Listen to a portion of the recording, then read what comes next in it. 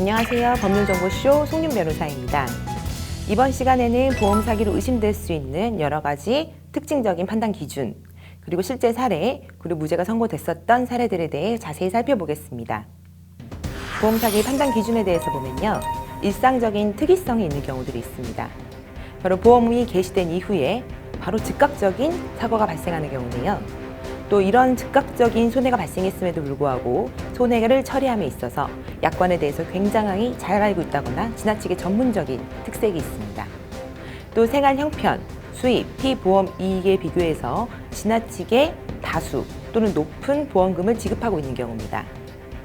또 단기간에 집중적으로 다수의 보험에 가입한다거나 이미 보험 계약자가 과도한 부채가 있음에도 거액의 보험금을 납입하는 경우는 보험 사기로 의심이 될 수 있습니다.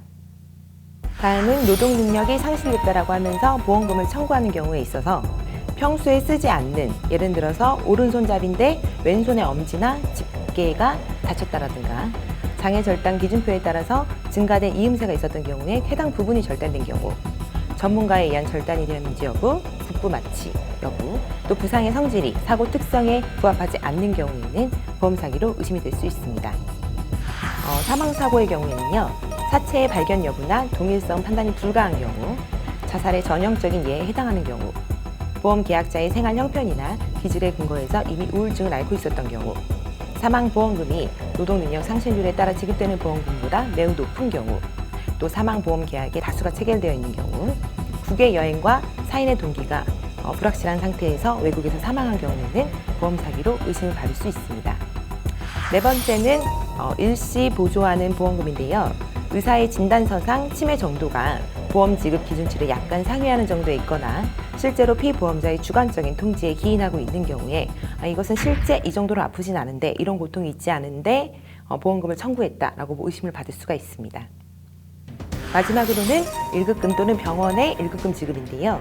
외부적인 증상이 나타나지 않거나 사소한 외적인 증상만이 나타난다는 이유하에, 즉 내원한 환자의 주관적인 통지에 근거해서 노동능력 상실이 진단될 수 있는 경우, 예를 들어서 경추의 편타증이라든가 뇌진탕이라든가 이러한 고통을 호소하는 경우, 이것만으로 사실 진단서가 발급이 될 수가 있기 때문에 보험 사기로 의심이 될 수 있습니다. 또 보험 계약자의 높은 손해 빈도율과 목격자가 부존재하는 경우, 피보험 가족 내부가 매우 높은 보험 사고가 발생하는 경우, 비정상적으로 장기 동안 입원을 하는 경우, 이런 경우 보험 사기로 의심이 될 수 있습니다. 실제 사례에 대해서 알려드리겠는데요. 피해 과장형입니다.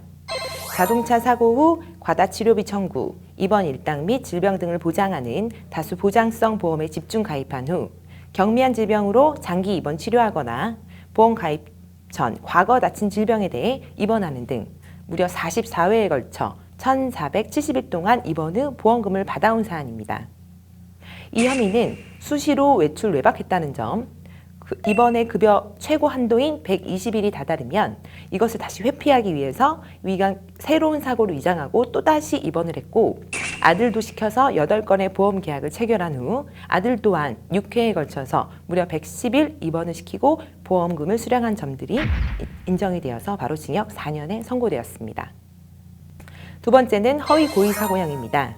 신용 불량자들이었던 피고인들이 고의로 싼 값에 차량들을 매수한 후 49건의 단기 보험에 가입한 후에 고의로 사고를 일으키거나 허위 신고해서 48회 보험금을 수수한 혐의로 징역 2년 6개월이 선고되었습니다. 또 질병 밀고지 사안인데요. 피고인은 과거 어깨 무릎을 다쳐 장애인 등록까지 필했음에도 장애 및 치료 사실을 숨긴 채 보험에 가입한 후 보험 기간 중 발생한 사고로 다쳤다고 기망해 보험금을 편취했던 사안입니다. 해당 사안은 징역 1년 6개월이 선고되었습니다. 반면 무죄 사례들도 있는데요.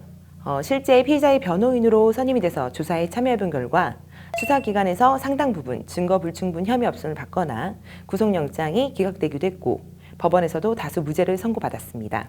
그중 대표적인 사례에 대해서 알려드리겠습니다. 첫 번째 사안은 허위 유리막 코팅 보증서를 발급했던 정비업체 사장입니다.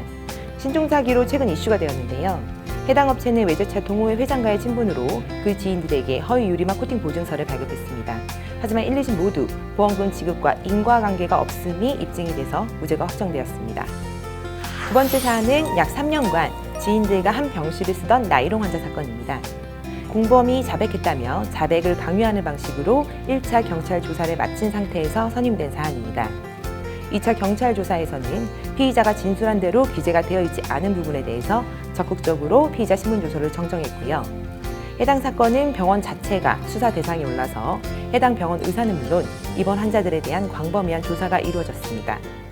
검사는 해당 피의자에 대해 구속영장 청구를 했으나 구속영장 실질심사에서 구속 사유가 없음을 피력해 영장을 기각시켰습니다. 실제 영장이 기각되는 사례가 낮을 뿐만 아니라 기각만으로 향후 실형을 받을 가능성이 낮다고 추측할 수가 있기 때문에 의뢰인이 굉장히 안심했던 사안입니다. 의사 공모하는 등 환자에 대한 입원 결정이 형식적으로 잘못된 것이라고 볼 수 없다면 설령 그 환자가 다수의 보험에 중복 가입한 목적이 입원을 기초로 한 다액의 보험금 수령을 위한 것이었다 하더라도 적정한 입원에 따른 보험금 청구가 기망행위에 해당한다고 볼 수는 없습니다. 피고인의 입원 기간 중 외출, 외박 기록, 또 신용카드 사용 내역이 있다 해서 무조건 우리가 법령상 의미하는 입원이 아니라고 볼 수도 없습니다. 또한 건강보험심사평가안의 적정 입원 일수에 대한 의견은 어디까지나 하나의 의견일 뿐 법원을 구속하는 힘이 없다는 점을 기억하시면 좋을 것 같습니다. 세 번째 사례는 허위 또는 고의 사고로 미수선 수리비 또는 합의금을 요구했다가 조사를 받았던 사안입니다. 자동차 보험에서 미수선 수리비란 자동차 사고로 피해자가 피보험 자동차를 수리하지 않고 피해 차량의 예상 견적 수리비의 일정한 금액을 보험회사와 사전에 협의해 받는 보험금입니다. 일반적으로 피해 차량의 예상 수리비의 약 80%에 해당하는 보험금을 현금으로 지급받게 되는데요.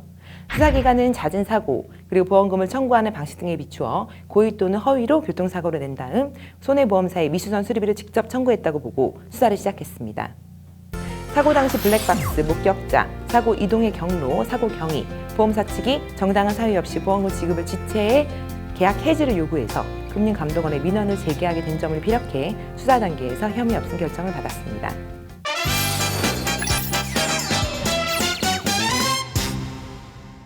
이번 주제의 키포인트는 보험 사기는 단순 허위 사고뿐만이 아니라 피해를 과장하는 유형도 보험 사기에 해당한다는 겁니다. 보험 사기의 수법은 점점 다양화진흥화되고 있고 이에 맞춰 수사기관의 수사 기법 또한 발전하고 있습니다.